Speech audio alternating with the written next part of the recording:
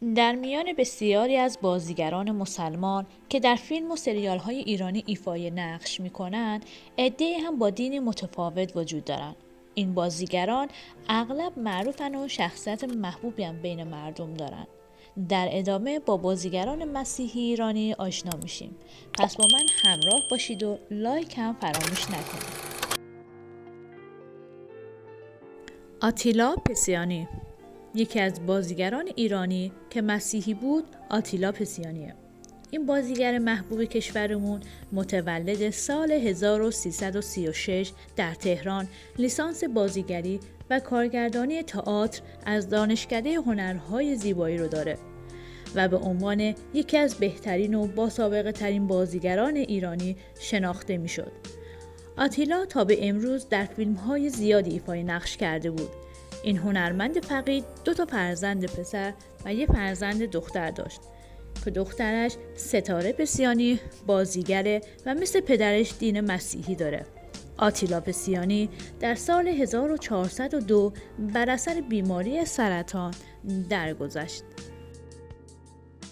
ویشگاه آسایش 16 آبان 1351 در تهران و در یک خانواده مسیحی 4 نفره متولد شد.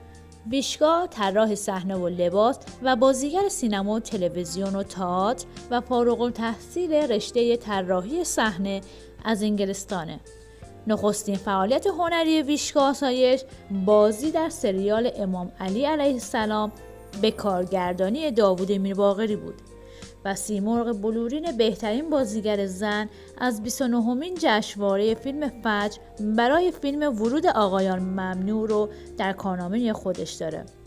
ویشگاه آسایش پیرو به دین مسیحیته. رامبد جوان یکی از بازیگرای معروف و با سابقه ایرانیه که طرفداران زیادی داره. رامبد جوان بازیگری رو از تئاتر شروع کرد و از 24 سالگی جلوی دوربین بود. رامبد سابقه 3 زندگی زناشویی رو داره و دینش مسیحیه. ماهایا پتروسیان ماهایا متولد دی 1348 در تهران و فارغ التحصیل رشته تئاتر از دانشگاه تهرانه و برای ازدواج از مسیحیت به اسلام تغییر دین داد. او در فیلم‌های سینمایی زیادی بازی کرده و حتی برنده سیمرغ بلورین هم شده. او اکنون 52 سالشه و مدت زیادی هم هست که کار جدیدی ارائه نکرده. خب تا اینجای ویدیو رو اگه خوشتون اومده لایک رو بزن تا بریم بقیه ویدیو رو ببینیم.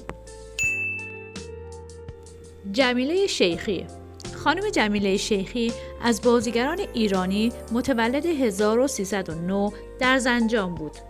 جمیله شیخی مادر آتیلا پسیانی از بازیگرای معروفه. بد نیست بدونید که جمیله شیخی دکترای افتخاری تئاتر بوده. از فیلم هایی که جمیله شیخی در اون ایفای نقش کرده میتونیم به پدرسالار، پس از باران و خانه ما اشاره کنیم. این بازیگر معروف هم در 71 سالگی بر اثر سکته قلبی درگذشت. لوریک میناسیان از بازیگران دیگری که ارمنی تبار بود، لوریک میناسیان رو میشه نام برد.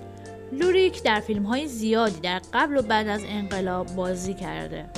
این بازیگر در سال 83 در سن 60 سالگی درگذشت.